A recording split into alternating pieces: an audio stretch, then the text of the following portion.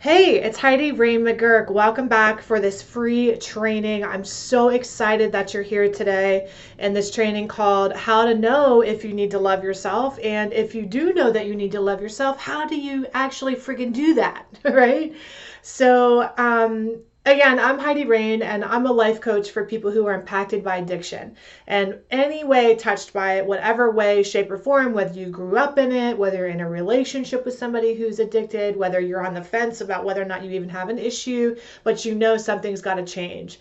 A lot of my clients that I work with are overing, meaning they're overachieving, overcompensating, over delivering, over giving, overthinking, and really they're overwhelmed. And at the end of the day, those feelings lead them to the coping mechanisms of over drinking, over medicating, over isolating, over stressing. And so by the time they come to me, it's something's got to give, something's got to change.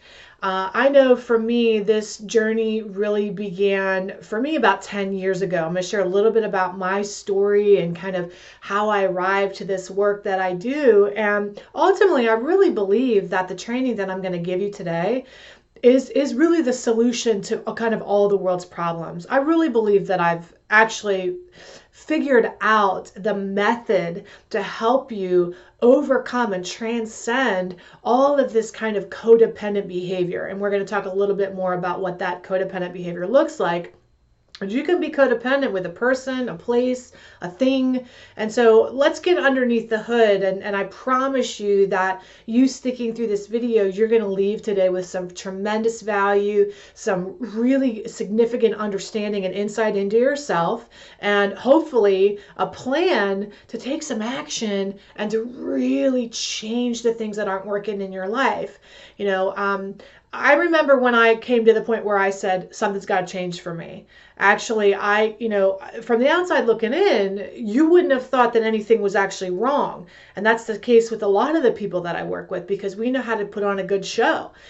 For me, I was living the corporate lifestyle, earning I was a business consultant, traveling around the country, earning well over six figures, and had bought my own home and looked like from the outside, looked good, and was really thin, would look like I was really put together, was making lots of money. But the reality was had success, but I did not have fulfillment. I just was not fulfilled in what I was doing. I was empty.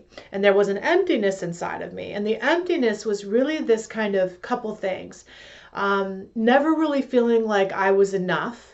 Always feeling like I had to continue to strive, continue to accomplish, continue to push through and strive and struggle and try to reach my goals. That was never enough. No matter what goal I reached, I always felt empty at the end of the day.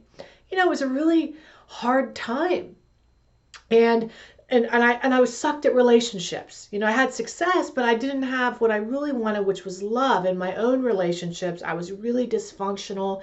And to cover all that up, I was a binge drinker. That's how I coped. And I had an eating disorder. So I either used food or alcohol or a combination with benzos and everything else to try to numb out my kind of mediocre existence. Which again, from the outside looking in, it didn't look mediocre. Anybody else would have thought, wow, she really has her stuff together. It'll good for her. But I didn't have anything together at all. And around 2008, when the economy crashed, I was making tons of money, traveling around, living in Los Angeles, moving around Vegas and Boston and Vancouver, doing all these different things.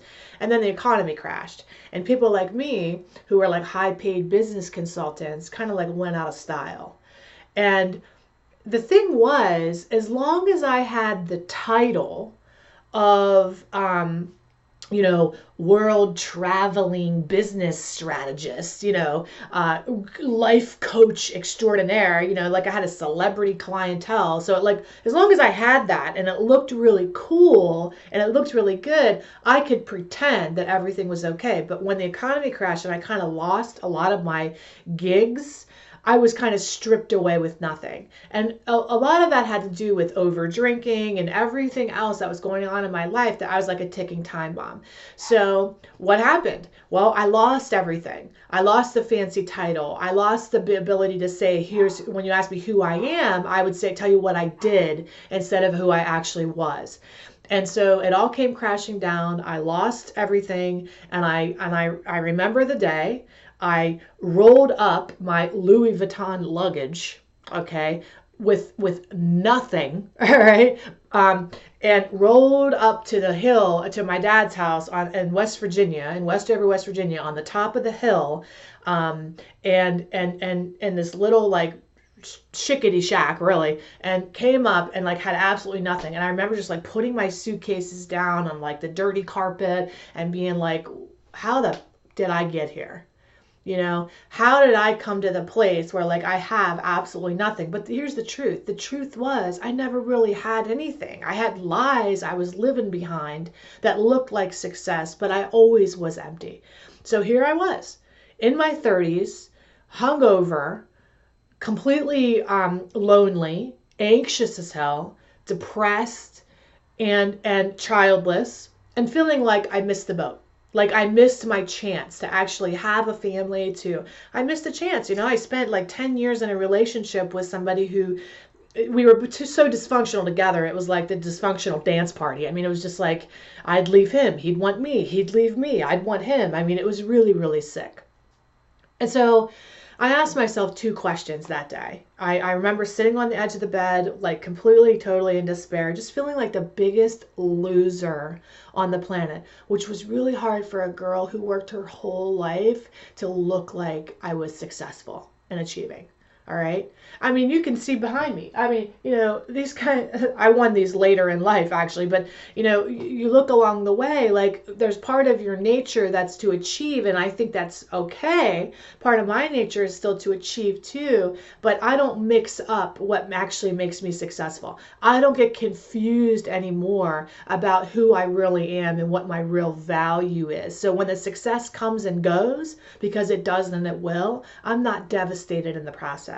Right? So the two questions I asked myself that day were, number one, you can write these questions down. They'll be really beneficial for you. What am I no longer willing to settle for? And number two, what do I really, really want to live a happy and successful, a true happy, truly successful life? Now, when that came time for me to go, okay, what's the real problem here? You know, what am I really missing? I had heard my whole entire life, Heidi, you need to learn to love yourself so that you can, like, you know, love other people. And actually, but I knew how to love other people. I was a person who put everybody else's needs before me. You know, I was the person, like I said at the beginning of my video, I was the over deliver person, the one that would, like, you want something, I'll give it to you. No problem. You know, what do you need? Anything. And I was just like depleted. I knew I needed to love myself first, right? But I didn't know how to do that. Like, actually, when we ask people, you know, hey, how do you learn how to love yourself? Which, you know, is a fair question. What are some answers do you think that people normally give when we say, oh, here's what you need to do in order to love yourself? Well, number one, people would say things like, you know, this is the typical answers that you'll get out there, that you need to take care of yourself. Like get a manicure, you know, go get a massage, right? Go to the gym, you know, work out. Positive affirmations is something that people would say. You know, you got to speak positivity about yourself and say things like, you know, I am special and lovable and all those types of things. And you need to make sure that you look good, right? Take some time for yourself. Everything, well, first of all, let's just play around with some of these ideas. Let's pretend that I'm going to come in and teach a class on love.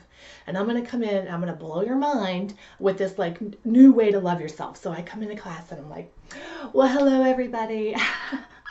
I'm so excited that you're here today. I'm going to teach you how to love yourself. I have a handy dandy little chart here. The first thing you need to do is take excellent care of yourself, all right? You need to go and get your nails done, spend a day at the spa. You need to make sure that you go when you're at the spa, get a massage, right? Lay down on the table. You're worth it, honey. That's really going to make you love yourself. And then what I want you to do is after you do that, go to the gym and work out. Okay? When you're in better shape, you love yourself. And then I want to make sure that you use some positive affirmations, right? Like just like look in the mirror, right? And just like, I love you. You're worthy. You're special. And then what I want to make sure that you look good, right? Get your hair done and take extra special care of yourself. You know, your hygiene is like crucial, okay? Do you love yourself more? Now, I mean, because this is the crap that actually people teach, right? These are the things that I've heard over the years. What's your self-care routine, right?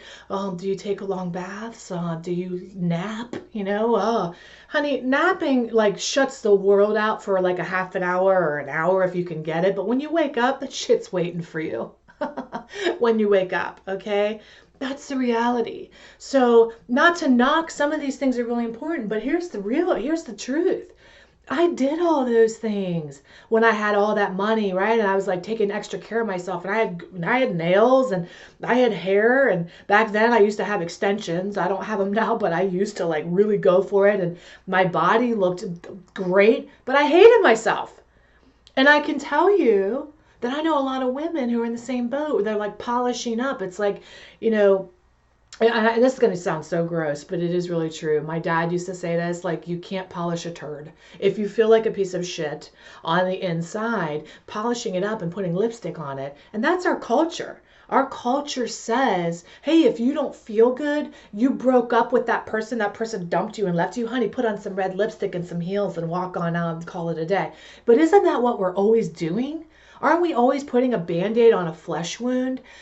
I mean, if that worked, we wouldn't be in the position that we're in where we're overwhelmed and feeling like I need to, when is it my turn? Like, that's a question that I used to ask myself all the time. Hey, when's it my turn? Because everybody else's turn was always happening. It was like somebody else always needed something else, right? Everything I did, and even if I wasn't doing it directly for another human being, I was doing it to impress another human being. It's like, do I really want to be a corporate person? Do I really want to like, and I was a fantastic corporate person as best as I could be in my personality, right? But like, I mean, it wasn't me. I wasn't a person, like, I'm not a time clock puncher, okay? I'm like, it's so ridiculous to me to actually have to do something like that. It's like, if I can do my job and get in there and get out, I mean, why am I like walking? But there's some people that are punching the time clock and pretending like, oh yeah, I love it. Here's my time clock. Punched in on time. And then you hate it inside, okay? Because you're living a lie. And then you do that day in and day out and day in and day out, and what happens is you numb out because you're like, I hate this like mediocre existence that I'm living. I'm not living my truth. So as a relationship expert, and I had been that in a previous life, you know, and helping people just exclusively in the areas of relationships, I always love this quote by Rumi. Back in my matchmaking days, I was a business consultant, but for a matchmaking company, and we had an office in Beverly Hills, and we had a cushy corner office, and with celebrity clientele, and like it was like big time, okay? And people would come in looking for love, right? Wanting us to find them the relationship for them, and I was like the resident expert there. So for me, I love this quote by Rumi, and this is really how I worked with people, is like, your task is not to seek for love. It's to remove the barriers inside that you've built against it, right? Love isn't out there. It's here. It's ready for you. It's waiting for you. It's that you built barriers against it. So now I thought, well, I've been teaching this shit for years. What happened if I applied it to myself? That it's not that I need to go learn how to love myself, search it out there, find it out there. It's that I need to remove the barriers that prevent me from loving myself. So I got really crystal clear. Okay, that sounds right? That sounds like genius to me. That sounds like, where are the barriers? you could say, you could look at your life and you could say, I know my barriers right now preventing me from loving myself. You could say, Heidi, I'm drinking too much. That's a barrier for me loving myself. Heidi, I can't stand the body I'm in. I don't know how to accept it and embrace it, but I need to change it. Heidi, I can't stand the position I'm in life. Heidi, I can't say. You could say that to me when you say, oh yeah, all right, perfect. But I can tell you those are circumstantial things, and we can change your circumstances in your life, but better, and I heard this quote that I love, don't ask God to change your circumstances, pray for God to change you. So no matter your circumstances, if you have to weather the storm of a relationship that's in a winter, or you have to weather the storm of accepting your body when you're not loving your body or the position that you're in, you know how to be at peace within yourself, and that's true self-love. It's not conditional. This is unconditional self-love. It's not like, oh, I love myself when or if. We can do another training on that, but that's what people really do, right? They say, I love myself when I'm the good girl or the good boy, when I'm like kind and compassionate and sweet and on top of my game and successful and getting shit done. But I don't love myself when I'm like incapable, incompetent, lazy, mean, all these other things. So again, we're humans and we fluctuate on the scale. It's not that we're good people, bad people. We're like, it's the gray. But a lot of people I coach are very black and white people. They feel like a fabulous human being or they feel like a piece of shit. And there's nothing really in the middle for the people that I serve, right? It's like, I'm a warrior, I'm a champion, or I'm an asshole, or I'm a loser. I'm awesome. And that's how I was. When I was at that crossroads, it was like I went from, but here's the rub. You're never really truly awesome and you're never really truly an asshole. You're just kind of like in the middle, right? So when I ask myself the question, how can I really change my life and love myself for real, no band-aids on flesh wounds, I came up with systematically a method. This is how my method was invented about a decade ago now. My method came into being out of my own damage, pain. I just was so guys, I cannot tell you how freaking tired I was when I would march in and pretend to have my shit together and drink my face off and forget my own name and wake up and have to look to the person next to me and go, what did I say? What did I do? Or look at my phone. Shit, did I text?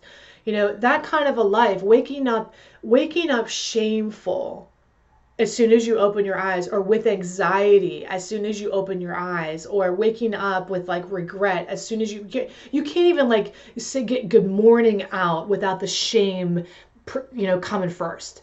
And man, that's no way to live. That's no way to live. And I know when I first wanted to recover and put all that behind me, put the eating disorder behind me, put the binge drinking behind me, the dysfunctional behavior, okay, traditional methods were not a way for me. And when I say that, people get really like offended that are super committed to like, there's one way to do this, honey.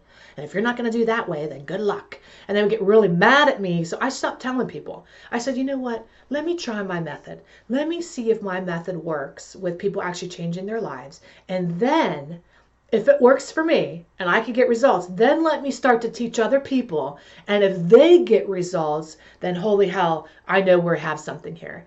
So about 10 years ago, I practiced this method. Then I did it for a couple years, right? And then 7 years ago or 8 years ago, I started teaching these methods at one of the world's leading drug and alcohol treatment centers with thousands of clients would come through this program. And these just aren't people who just are settling in their lives and they want to make some shifts. They want to start the business or they want to find the relationship or have the baby or whatever it is they want to do. These are people who want to stop killing themselves. Okay, these are people who are like at the lowest point. So if these and how to love yourself, you want to talk about market research, I ask these clients every day, I say, what's the one thing you could learn that would change your life forever? And do you know what every client told me? I need to learn how to love myself. And I said, holy shit, I have something here. Because I knew that that's what I needed too. And now they're articulating it to me. So when I'd ask them how to do it, they would come up with this kind of dumb shit that everybody else comes up with. And no offense, but that's what we're taught. So I started teaching the method there. And I have to say that over the 7 years, hundreds of people still message me to this day. Your teachings changed my life. Your teachings helped me go for the things I wanted to accomplish. People are becoming actually now life coaches, and I'm certifying them, and they're giving back, and they're becoming people who teach this method too. It's absolutely mind blowing to think that me, who was in that humbled, sad position, could come up with something that literally now helps save the lives and change the lives of women around the world. I am so grateful to be in this position. So grateful. But I knew I had to help myself first before I could do that. And some of you are used to just helping everybody else. You're the rescuers, the heroes, the saviors. And it's not about you saving the world. It's about you saving yourself. You know, like I heard a quote this morning on my Facebook. One of my clients posted this thing and said, like, you know, we all just want somebody to choose us no matter what. You know, we all just want somebody to choose us above all. And I think that's right. And really, we want it to be us. But no, and we want that. We want other people to choose us too, but you have to choose you first. That's why love yourself first is the only thing that works, so that you can not be going into any situation with like, give me, prove my value, let me see how worthy you think I am, let me be enough for you. Now you're going in saying, I already love myself. Everything else is gravy, right? Whether the weather changes or people change or people disappoint me, it doesn't matter. Let's take a drink of coffee. Speaking of living in the moment, I'm going to go over my method with you right now. I'm going to introduce my method to you. I'm not going to teach you all the method. If you want to learn how to apply the method to your life, I think you should really seriously consider or just do joining my life program.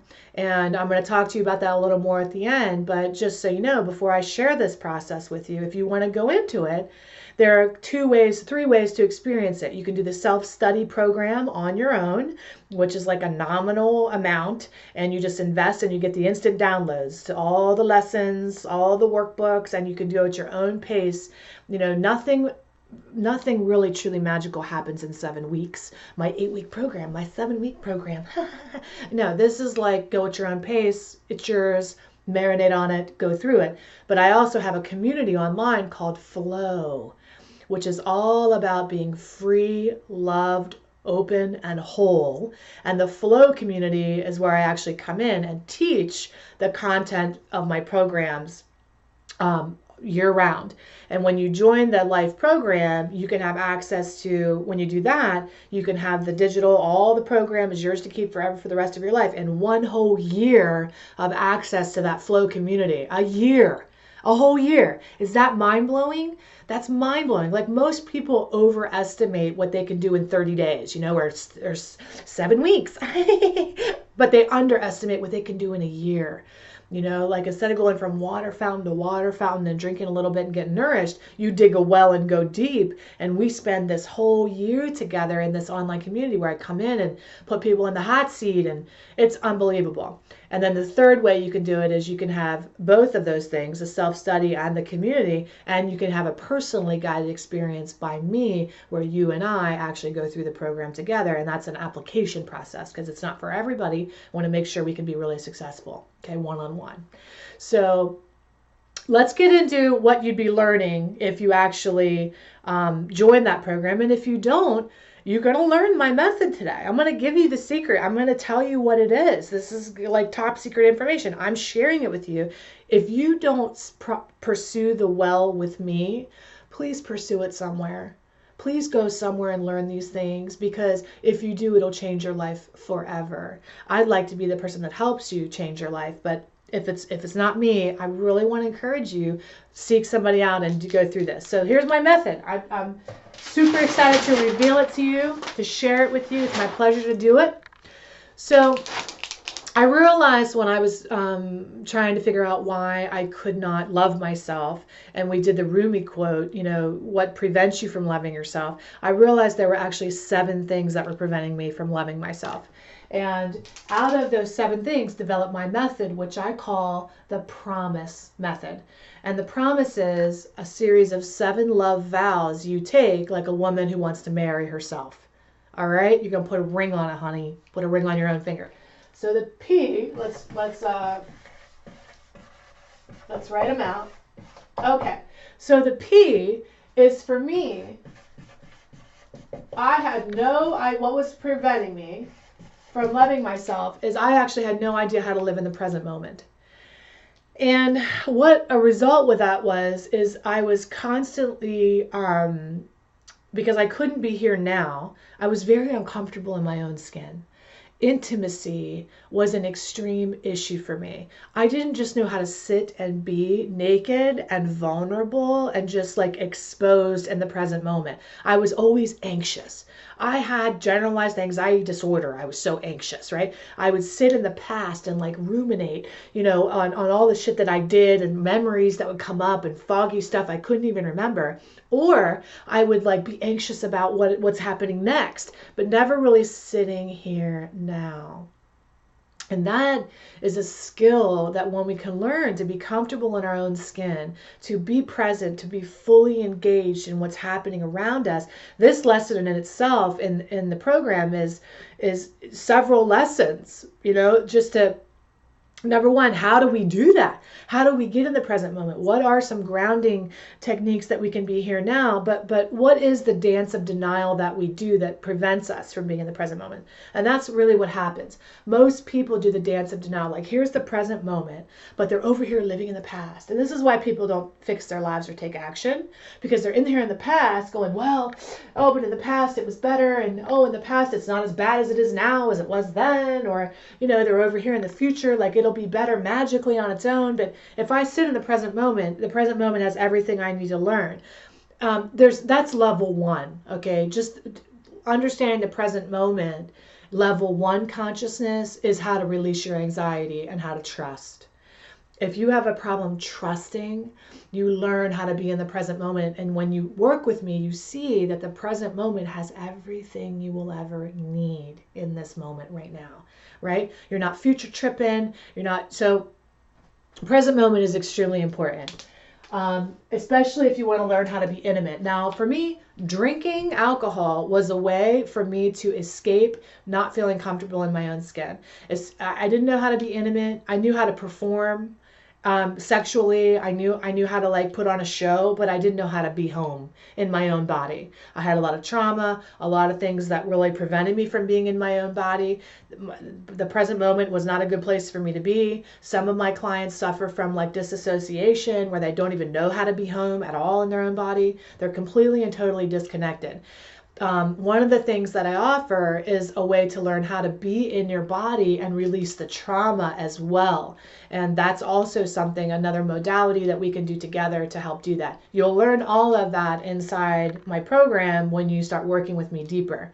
If you don't pursue me, how do you do this? Well, you could dedicate a lifetime to studying Buddhism, Taoism, or any other ism that will help you to learn how to be here now. The R. The second thing that was preventing me from loving myself was I didn't know how to release things, meaning I had no idea how to let shit go. I was a person that ruminated. I carried resentments. I was living in the past of past hurts, past shame, past guilts, but mostly past traumas, things that occurred to me that I didn't know how to accept. Forgiveness, I had absolutely no idea how to forgive, because, people would say things like, oh, well, you need to forgive and just like, be a bigger person. But I'd be like, screw that. You know what I mean? Like, that person deserves to die. You know what I mean? I would be like so fired up about all the bad things that happened to me. I didn't know how to like really release it and let it go. And not just forgive other people, but forgive myself. I would have flashbacks about shit I didn't even remember. Like, oh my God, did I do that? Like, did that actually happen? Things when I was blacked out drunk, or be like just full of shame, full of regret. I didn't know how to let things go and just be. I was carrying around like a backpack, And that is so scary to be going through life and like thinking you're doing okay. And then all of a sudden, here's this old story again cropping up, keeping you stuck. You know, what would happen if you would literally just learn to let that shit go once and for all? I have several lessons about how to let things go. I teach through I have a hair on my face, through the lessons of the seasons. I also have a 7-step method that I created called the Dancer's Way, which is how to gracefully and elegantly let go of your past effortlessly like a dancer, you know. And you can learn more about that inside the program. A dancer, like a ballerina, is like badass, right? Like she is tough. If you look at her toes, they're bloody, like, but you look at her and she's graceful. Like you don't know. So you're going through all that work and it's gonna be effortless for you to let it go. That process alone only takes about 2 hours to go through. It's life-changing. I do that process a lot, just stand alone, and people tell me they finally forgive their parents, they let go of their childhood, they're able to finally like just release things they've been holding on to for 20 years, and literally that was the moment things unlocked and they got set free. The program is worth that lesson by itself. The O was I had no idea how to be open.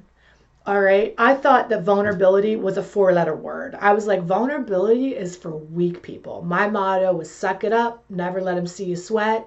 And the only person I can count on is me. So when you're not open to things, you're a person who is like a giving Gale, you know, you give everything you have to other people, or you're a testing Tessa, you keep people at an arm's distance, you know, you don't want to let anybody, you know everything about everybody else, but you don't let anybody know you. You're caretaking Connie, you take care of everybody else, but you're kind of last on the list. You're controlling Connie, you know, you want to keep everything in control all the time because the only person you can really count on is you. And when you're not open, there's this like sense like it's you against the world, you know, you don't know how to receive, you don't know how to let things in. I know for me, I didn't have a problem giving, I had a problem receiving. And that's why I didn't love myself. I wasn't accomplishing, and love yourself means have what you deserve in this world, you know, your worthiness, be able to really allow, you know, what I know now is abundance is your birthright. You are everything you want is here for you. It's here. The business that you want, the relationship that you want, the body that you want, the family that you want, the wealth that you want, everything you want is here in front of you now. But the problem is there's like, it's flooding to you like through a hose of well-being, but you don't know that you've got a kink in it. And your kink probably comes from that old stories that you're telling yourself. So what I do is get underneath the hood and help you unpack and uncover why don't you trust, where are you not open, and then we cultivate ways to be able to receive actual things that you can do, not just think about, things that you can do to be receptive. Okay, and allow the wonderful things to come to you. So if you're like closed off Claire, and you're like, you're skeptical Sally, and you're like, yeah, okay, well, then that's perfect for you because you're not having what you want because you don't know how to let it in. I was the same way. I was like, yeah, okay, we'll see. You know, I mean, that's how I was too. So it takes one to know one, sweetie. I know we're on the same page, but let me tell you for sure, I know beyond a shadow of a doubt, when you learn to receive, everything changes in your life. Just that lesson alone. Every one of these is like my favorite lesson because alone they will change your life, but together, I mean, you're just unstoppable. There's nothing it's a spiritual practice at that point. Okay, this is a spiritual practice. The M is meet my own needs. I had absolutely no idea how to meet my own needs. You know what met my needs? Wine, Oreos, French fries. What met my needs was not the men I was with because I didn't know how to. I expected them to meet my needs, but they constantly failed. But I had no concept of how to do that on my own. I had no idea of how to meet my own needs because I was used to like pretending I didn't have any needs. I'm fine. You know, pretending Paula, how are you? Fine. How's everything? Fine. You need anything? Nope. Got it. Good. Everything I need here. And you don't. You're depressed. You're or you don't know how to meet your own needs. So when you find a man, you like cling to him, like you're like clingy Claire. You're like, oh, glomming on for life because you're like, this person can meet all my needs. And then when they go away, you're devastated. You're like, what happened? Right? a lot of people who I work with who use alcohol or drugs or food or numbing or sex to get all their needs met, when they get sober and they get clear, they're like, oh my God, and that was what happened for me. I was like, what do I really want? Like, I actually didn't even know what I wanted in life and what I really needed. I convinced myself for so long that I didn't need anything that I really was I was very confused about that. So I had to get really clear about what I needed. And I was single at the time, and I really wanted to have a family. I wanted to create a life that I was like so fired up about. I wanted to feel whole and enough without the title or the position or the pat on the back or the atta girl or, wow, you're so cool, or whatever it was. I knew that I wanted that, but I had no idea how to meet those needs on my own. I was codependent. And a lot of the people that I serve are codependent. They don't know how to meet their own needs, so they meet their, or they only know how to meet everybody else's needs, but they don't know how to meet their own, right? So when you learn how to meet your own needs, or what they even are, everything changes. The identity, I didn't know who the hell I was, okay? And this is another reason that I didn't know how to love myself on this promise method, on this way to love yourself. I honestly didn't know who I was. I was whoever you needed me to be. I was who I thought would look good.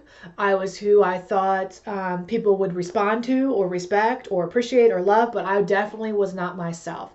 So part of this, interestingly enough, is when I was recovering, one of the reasons I didn't line up with traditional methods of recovery is that I didn't want to be an alcoholic. I actually didn't want to take on that identity. I had noticed, in fact, my dad was an alcoholic, and like I wasn't like my dad. You know what I mean? I was like my dad, but I didn't want to own that. That identity felt shameful for me. It felt terrible to me. It felt like degrading to me. Now the difference is, you have to claim, like if I had cancer, all right, I would say, oh, I have cancer. But I tell you, that's the last time you'd hear me say it. I wouldn't walk around introducing myself as cancer. Hi, Heidi, cancer. Nice to see you. I have cancer. Not cancer, cancer, cancer. And neither would I say alcoholic, alcoholic, addict. Hi. That's just not how I roll. I would identify with the cancer long enough to accept it and get out of denial about it. And then I'd kick its ass and move on and claim my healing. Hi, I'm Heidi, healed, whole, completely well. Hi, I'm Heidi. I put that shit in the past. Hi, I'm Heidi, a mother, a lover, a wife, a dedicated person. There's so many other things I want to be other than an alcoholic. Okay, but in order for us to figure out who we are, really want who we are, we need to systematically remove the things we're not. Okay. I don't want to be an alcoholic. I need to remove that out of my life so that now I'm a non-drinker. I identify with that much better. I haven't drank in a decade. For me, that was the solution, okay? So to identify as a non-drinker, whole, well, loved, free, open, all these things that I'm teaching you and that you'll learn inside of my program, I have like 10 different identities that we live under, all these different personalities I keep mentioning to you. You're going to figure out the role you've been playing in life, and then if you don't like that role, you're going to make a new play. All right, you're going to exit. You're going to take a bow from your role as Patty Perfect or Controlling Connie or Alcoholic Annie or whatever it is you've been doing. And you're going to take a bow, and then you're going to exit. And then you're going to come back into the play of your life and play a new role, the role you were meant to play, born to play, and the role that's fully you. Okay? No more pretending. No more being who you need to be. Now we're going to talk about being who you really are and shedding all the things that aren't you. I have some notes over here I want to make sure. Okay, the S is speak your truth.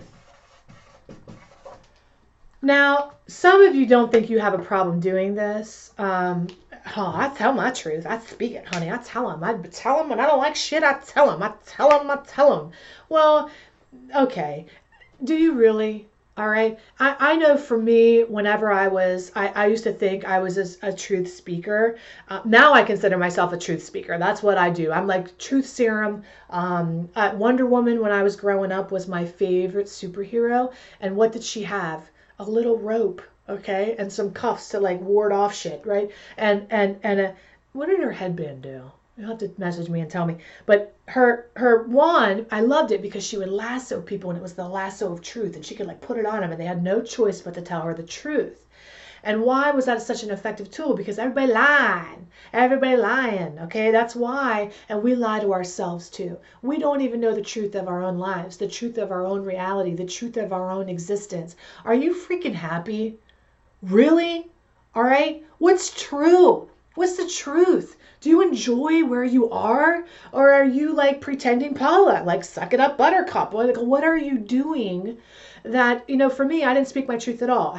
Like I was at the buffet of life. I was like the shit eater. I'd be like, it's tasty. Oh, I'll have 2 more scoops. Oh, I love it. It's delicious. And then I realized, oh my God, my job at the buffet of life is to eat less shit or no shit. Like my job isn't to do that. The only time I would speak my truth was when I was drunk. And then it wasn't my truth. It was like a hijacked toddler brain that was like, ooh, ooh, ooh. Like it didn't know what it was talking about, So listen, if you find the only time you speak your truth is when you reach your boiling point, maybe you're not getting drunk or medicating, maybe you are, even better, join the program. But if you're not even, it's okay too, because you get to your breaking point and then you speak your truth and you speak it like it's a ticking time bomb. And that's not, how do you tell your husband what you really need? That's what we learn, right? How do you tell your work environment what you really want? How do you set boundaries with people? How do you tell people no and believe it's a full sentence? How do you look at somebody and go, I don't want that? Like, how do you do that without feeling guilty, without feeling bad? How do you really go for what you want? A lot of the women that I work with that have addicts or alcoholics as children have a really hard time saying no to them and setting boundaries and speaking their truth because they're afraid they're going to make somebody relapse or go off the deep end, right? So like, I just don't work with women in recovery. I work with people who are in relationships with people in recovery because they need to love themselves too. Here they are. Like, you got 2 sets of people here, right? You got the people that are learning to love themselves in recovery and the people that love them, that are learning to love themselves so they can we can all be one happy family, right? I want to be the bridge. I want to be the peacekeeper that brings everybody together so we're all in a flow, all right? Let's go to the last one. So far, we've talked about how when you don't love yourself, it's not to take a bath and have a massage and get your nails done. It's to figure out the barriers that are preventing you from loving yourself and systematically remove those blocks. I believe that I have discovered the 7 barriers that will change your life. If you and I know this in my own life, and the thousands of people I've helped throughout the years remove the same obstacles. I'm telling you, I know this works. The question is, will you be brave enough to actually love yourself enough to pull the trigger to join me on this journey and walk the path with me, right? Because somebody like you is used to sucking it up, trucking along. And I have to tell you, we don't take action until it's like almost too late. Like we're not the people like, oh yeah, let me just, some of us do, right? We join something, we're like, sounds really good. I hope that's you. If you're feeling called, you're like, this sounds really good, I'm going to join this program. That's perfect. But other people continue to talk themselves out of it and wait till it gets worse, right? They wait until it gets worse and worse and worse. And then finally something really bad happens. And then they go, oh my God, there's my wake up call. I lost everything. That was my wake-up call. You don't have to do that. You could say, I know I need to learn to love myself right now before it gets to that point. Maybe you're not like an alcoholic or an addict or whatever, but you like literally know you're settling, right? You're sacrificing, you're settling, you're struggling, you're stuffing, you're doing these things, and you know where this path leads to, and you want to get on the right track, right? So that's perfect. So let's go to the last one. If you do all these things, these 7 things that I've discovered as far as how to love yourself, my promise method, you learn how to live in the present moment. You learn how to release your past, let it go, heal it, okay? You learn how to open up, receive, allow things to happen. You learn how to meet your own needs and what they even are. Figure out what it is that you want in life. You figure out who you are and who you're not, and then you learn how to speak your truth, stand rooted in your truth. You will master this last thing, which is how to feel enough. And that's the last piece, right? That's the ultimate fulfillment, is how to feel enough. And so here we tell the lie, it's not enough, there's not enough, you're not enough, I'm not enough. There's a lack mentality. This is like competing, Claire, right? I want to look at what you're doing and compete with you. I'm a constrictor, right? Constricting Corinne, there's not enough, so I need to shrink down and be small, or, get it all, greedy Gail, we do all these like personality behaviors because we don't really feel like we're enough. If you go through my process, you will know you are enough at the end of it. Women who have gone through this process, not just like find their calling in life, that's great, okay? Most of the women that go through this program find out, oh my God, my calling is to help other women go through this process. Amazing. And you can start with me and I'll take you all the way home. I'll take you all the way there. I will teach you from my business consulting how to actually go through this process and then make your own successful business out of this process. I'd be more than happy to do that for you. That's my vision, right? To have promise coaches, to have life coaches, LYF coaches, Love Yourself First coaches worldwide. That's my goal, okay? Love for you to be one of them. But again, you've got to be your own client first. Stop investing in all these other programs to learn how to like get your business going and everything else when you can do one thing that'll fix all things, right? Your relationships, your health, your wealth, your business. When you master all these things, this just doesn't apply to one area. You're not just going to put alcohol behind or your eating disorder or anything else. You're going to heal your whole life. This is a spiritual practice, my love. This is a walk that you walk the rest of your life, and it's a pleasure to do. It's a pleasure then to be open. Wow, to be receptive. It's a pleasure. It's your joy to speak your truth. No problem for you. It's a joy to walk through life. Who are you? And then it's just spiritual practice. You walk through your life and saying, uh-oh, Heidi says, in my promise method, this isn't who I am. I'm going to say no to this. Yes, I know how to be in my intuition in the present moment. I know how to tap into my inner wisdom. Yes, Heidi taught me that. Perfect. Right? It's a pleasure for you to live your life when you live your life this way. It heals all areas of your life. I want to encourage you, when you love yourself first, everything you want in your life comes as a result of that. Will you join me? Will you come be a part of this movement, this global movement to love yourself? It is not selfish to love yourself. That's what you've been taught. Who needs this program? People who actually think, love myself first. Oh God, I need to. That's you. You need to do this program because you believe that everybody else comes before you. You're last on the list. When is it your turn? When is it your turn? And a big part of the reason that I actually did this, and back in the day when I started this 10 years ago, I thought I was doing it to change my life. I thought I was just doing it for me. But now I understand that I have a 3.5-year-old little girl. A 3.5-year-old little girl who I know. Thank God I went through this process. Thank God. Thank God I went through this process, because now I want to teach my daughter how to do the same thing. All right? We are all mothers. We are all daughters. We are all sisters. But if every woman knows how to love yourself first, and we can get over the bullshit that we think it is, like putting an Instagram filter or going to a spa day, okay? You're more powerful than a freaking spa day, all right? You deserve more than a freaking massage, all right? You deserve how to really know how to love yourself. You deserve that. You're powerful. This is where your power is. Your power is in this method. Learn it with me. Go through the process with me, all right? HeidiRain.com, the Life Program. 3 ways to enter this program. You can go through it as a self-study. You're a loner. You're a lone wolf. I get that. Start that way, okay? Then join your sisterhood. Your tribe is waiting for you on the other side in the Flow community, where we're going to learn for a whole year how to be together, how to work this program, how to become free, open, loved, whole, complete, divine, all the things that we know. Powerful women. We're going to set examples for our daughters, okay? We're going to rule where we're designed to rule in our kingdom, okay? Sorry. I get really passionate about it because I know how much it's changed my life and the thousands of other women that I've had the pleasure of being just a fly on their journey, you know? Please join me. Come be with me. If you're called to do a one-on-one, then let's do that too. Come be with me one-on-one if you want. You can apply for that. We can talk. All right?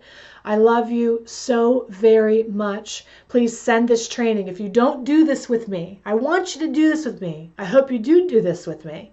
But if you don't do this with me, do it anyway. Somehow. Okay? Do it Learn on these things on your own. Say, Heidi, thank you. I can't join your program right now, but I'm going to write all these down. I'm going to write down the promise method. I'm going to start to do it on my own. And honey, power to you. That's how I did it too. But I'm going to tell you, when you partner with somebody who's already walked the path, it's a lot easier to get through because you're not whacking down the bush. You can see the vision and just walk the path. It's easier for you. I've mapped out the way. I have the system. I can take you there easier. Okay? So you're used to the hard way. You're used to being an overcomer. All right? You're used to being a survivor. All right? It's time to actually enjoy your life. Enjoy this process. Being superb, being amazing, being your divine self doesn't have to be hard. It should be a joyful process. All right? Getting sober should be a joyful process. Finding your calling should be a joyful process. I want to be your guide. I love you. I'll see you inside this program.